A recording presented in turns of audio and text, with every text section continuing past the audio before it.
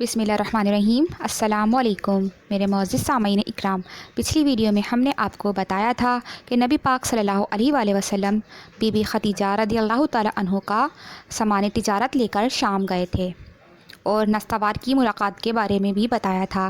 आखिर में हमने आपको ये बताया था कि जब नबी पाक सल्लल्लाहु अलैहि वसल्लम बसरी के बाज़ार तशरीफ़ ले गए थे और जो माल आपने फ़रोख्त किया था, इसी ख़रीद व फ़रोख्त के दौरान एक शख्स ने आप सल्लल्लाहु अलैहि वसल्लम से कुछ झगड़ा किया था और उसने कहा था कि लात और अज़ी की कसम खाओ, जिस पे नबी करीम सल्लल्लाहु अलैहि वसल्लम ने ये फ़रमाया था कि मैंने इन बुतों के नाम पर कभी कसम नहीं खाई। तो वो शख्स नबी पाक सल्लल्लाहु अलैहि वसल्लम का ये जुमला सुनकर चौंक उठा था।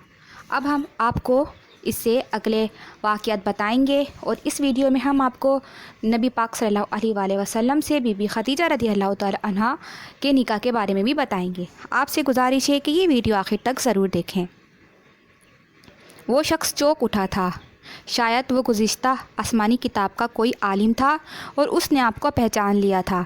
चुनाचा बोला, आप ठीक कहते हैं। इसके बाद उसने मैसरा से अलहदगी में मुलाकात की और कहने लगा, मैसरा ये नबी हैं, कसम इस ज़ात की कि जिसके हाथ में मेरी जान है। ये वही हैं कि जिनका ज़िक्र हमारे राहिब अपनी किताबों में पाते हैं। मैसरा ने इस बात को जहन नशीन कर लिया। रास्ते में एक और वाक़या पेश आया। सैयदा खदीजा रदियल्लाहु ताला अन्हा के 2 ऊँट बहुत ज़्यादा थक गए थे और चलने के काबिल ना रहे थे। उनकी वजह से मैसरा काफ़िले के पीछे रह गया। नबी करीम सल्लल्लाहु अलैहि वसल्लम काफ़िले के अगले हिस्से में थे। मैसरा इन ऊँटों की वजह से परेशान हुआ तो दौड़ता हुआ अगले हिस्से की तरफ आया और अपनी परेशानी के बारे में आपको बताया। आप उसके साथ इन दोनों ऊँटों के पास तशरीफ़ लाए, उनकी कमर और पिछले हिस्से पर हाथ फेरा, कुछ पढ़कर दम किया। आपका ऐसा करना था कि ऊँट इसी वक्त ठीक हो गए। वो इस कदर तेज़ चले कि काफ़िले के अगले हिस्से में पहुंच गए। अब वो मुंह से आवाज़ें निकाल रहे थे और चलने में जोशो खरोश का इजहार कर रहे थे। फिर काफ़िले वालों ने सामान फ़रोख्त किया। इस बार उन्हें इतना नफ़ा हुआ कि पहले कभी नहीं हुआ था। चुनाचा मैसरा ने आपसे कहा कि ए मोहम्मद, हम 16 साल से सैयदा खदीजा के लिए तिजारत कर रहे हैं, मगर इतना ज़बरदस्त नफ़ा हमें कभी नहीं हुआ जितना इस बार हुआ है। आखिर काफ़िला वापस मक्के की तरफ रवाना हुआ। मैसरा ने इस दौरान साफ तौर पर यह बात देखी कि जब गर्मी का वक्त होता था और नबी करीम सल्लल्लाहु अलैहि वसल्लम अपने ऊँट पर होते थे तो 2 फरिश्ते धूप से बचाने के लिए आप पर साया किए रहते थे। सुभान अल्लाह। इन तमाम बातों की वजह से मैसरा के दिल में आपकी मोहब्बत घर कर गई और यूँ लगने लगा कि जैसे वो आपका ग़ुलाम हो। आप सल्लल्लाहु अलैहि वसल्लम दोपहर के वक्त मक्के में दाखिल हुए। अब बाकी काफ़िले से पहले पहुंच चुके थे। आप सीधे हज़रत खदीजा रदियल्लाहु ताला अन्हा के घर पहुँचे। वो उस वक्त चंद औरतों के साथ बैठी थीं। उन्होंने दूर से आपको देख लिया। आप ऊँट पर सवार थे और 2 फरिश्ते आप पर साया किए हुए थे। हज़रत खदीजा रदियल्लाहु ताला अन्हा ये मंज़र दूसरी औरतों को भी दिखाया। वो सब बहुत हैरान हुई। अब आप सल्लल्लाहु अलैहि वसल्लम ने हज़रत खदीजा रदियल्लाहु ताला अन्हा को तिजारत के हालात सुनाए, मुनाफे के बारे में बताया। इस मरतबा पहले की निस्बत 2 गुना मुनाफा हुआ था। हज़रत खदीजा रदियल्लाहु ताला अन्हा बहुत खुश हुई। उन्होंने पूछा कि मैसरा कहाँ है, तो आपने बताया कि वो अभी पीछे है। ये सुनकर सैयदा ने कहा कि आप फ़ौरन उसके पास जाइए और उससे जल्द अज जल्द मेरे पास लाइए। आप वापस रवाना हुए। हज़रत खदीजा रदियल्लाहु ताला अन्हा ने दरअसल आपको इसलिए भेजा था कि वो फिर से वही मंज़र देखना चाहती थी, जानना चाहती थी कि अब भी फरिश्ते इन पर साया करते हैं या नहीं। जो ही आप रवाना हुए, ये अपने मकान के ऊपर चढ़ गई और वहाँ आपको देखने लगी। आपकी शान अब भी वही नज़र आई। अब उन्हें यकीन हो गया कि उनकी आंखों ने धोखा नहीं खाया था। कुछ देर बाद आप सल्लल्लाहु अलैहि वसल्लम मैसरा के साथ उनके पास पहुँच गए। हज़रत खदीजा रदियल्लाहु ताला अन्हा ने मैसरा से कहा कि मैंने इन पर 2 फरिश्तों को साया करते हुए देखा है, क्या तुमने भी कोई ऐसा मंज़र देखा है? जवाब में मैसरा ने कहा, मैं तो ये मंज़र इस वक्त से देख रहा हूँ कि जब काफ़िला यहाँ से शाम जाने के लिए रवाना हुआ था। इसके बाद मैसरा ने नस्तवार से मुलाकात का हाल सुनाया। दूसरे आदमी ने जो कहा था वो भी बताया, जिसने लात और अज़ा की कसम खाने के लिए कहा था। फिर ऊँटों वाला वाक़या भी बताया।